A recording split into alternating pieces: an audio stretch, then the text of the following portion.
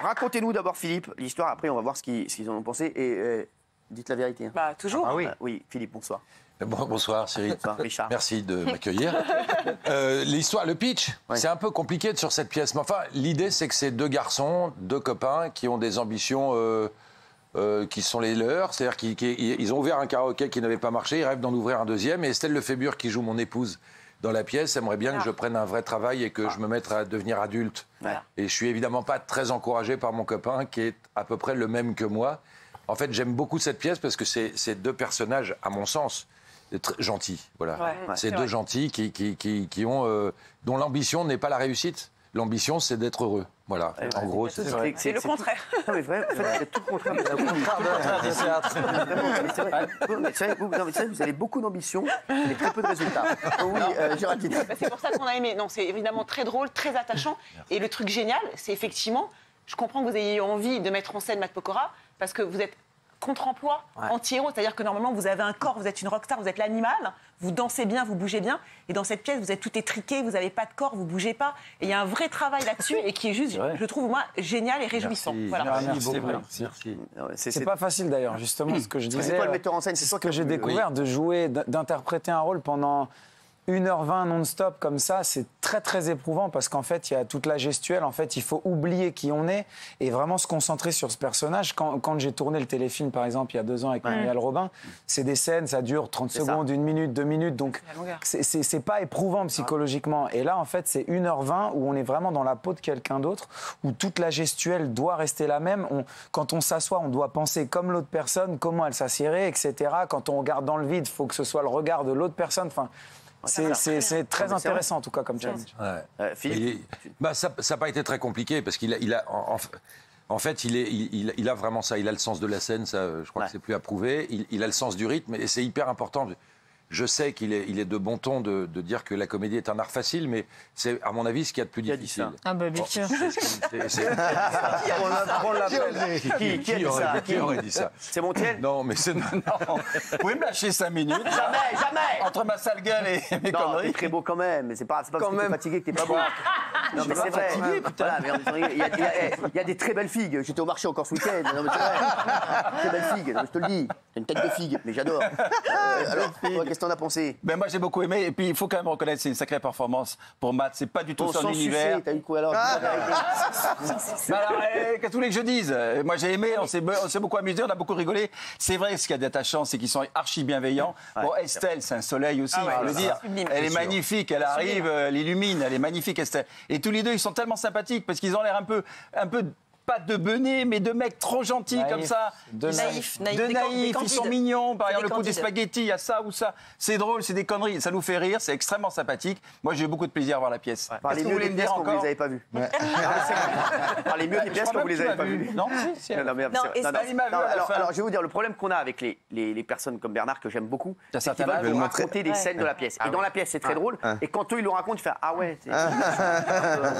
Non, je crée l'ambiance, je raconte. Et je relève. Allez créer l'ambiance. Je termine et je relève que c'est une sacrée performance pour Matt, parce que Philippe, il a encore l'habitude, mais monter sur scène comme ça pour une rockstar, ben, c'est pas évident. Et il est très fort. Bravo.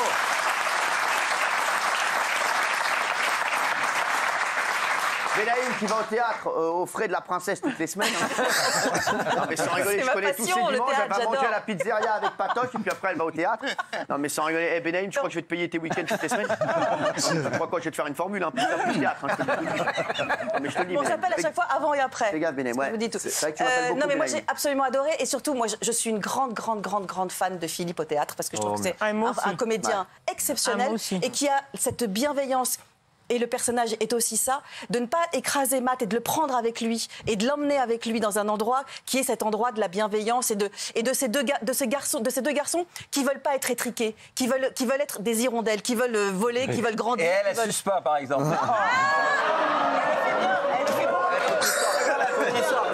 Il va toujours trop loin, c'est ça son problème. Oui, t'es toujours à côté de la Non mais il y a la coupe là et toi t'es à côté. Non mais c'est un truc de ouf. Déjà, s'il te plaît, vraiment, Benaïm, Non, en plus, tu la respectes. Voilà. Non, respect. Ah oui, c'est ma sœur. Non, mais je te le dis. C'est ma sœur. Non, mais calme-toi. Oui. Toi, on te connaît. T'as fait une carrière, t'as sucé toute ta carrière. Non, mais sans rigoler. Ça va. Regarde, je te prends dans le dictionnaire, je vois Montiel, il y a suceur à côté. Ouais.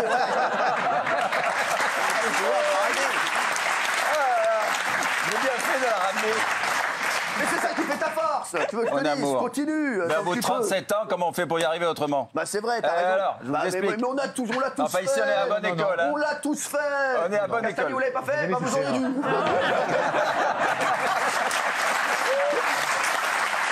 On l'a tous fait. C'est vrai.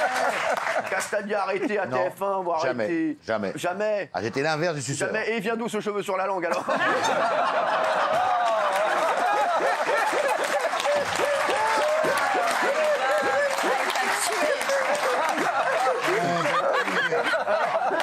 Excusez-moi, je dis les choses. Moi, j'en ai plus rien à foutre. Moi, j'en ai plus rien à foutre, je dis les choses. Moi, je balance tout, j'en ai rien à carrer. Non, mais je vous dis, franchement, je suis avec des amis, j'en ai rien à foutre. Franchement, je vous dis tout. Voilà. Alors, oui, non, mais voilà. Et ce qu'il faut dire, on a beaucoup parlé du rythme, de l'humour et de la pièce, mais c'est surtout la tendresse de cette pièce. Cette pièce est tendre. Et Adrien Racaille, il avait fait la pièce avec Gad Elmaleh, qui était beaucoup plus dans la drôlerie. Et là, on est vraiment dans la tendresse. Le curseur est sur la tendresse. Et c'est drôle, bien évidemment. Ah, c'est très drôle. Gilles Verdez, normalement, il n'aime rien. Vous êtes allé avec qui déjà? Tout seul. Non, personne ne veut venir avec lui.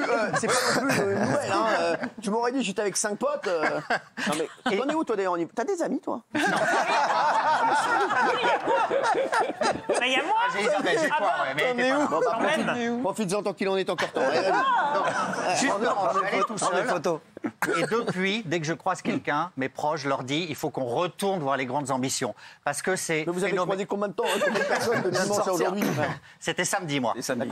Et la salle était enthousiaste. Ouais. Beaucoup de jeunes. On dit que les jeunes ne vont pas au théâtre. Non, mais c'est Yamat. Exactement. Donc Philippe, une salle jeune. Philippe, il est jeune, le kiff aussi. Exactement. Son public était là, irrésistible.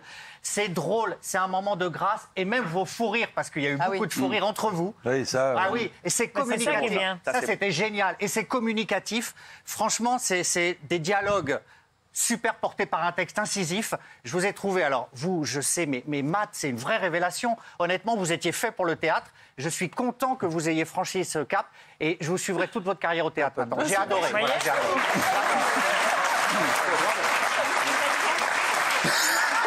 Tu vas être super content, tu vas te suivre toute ta vie. Hein.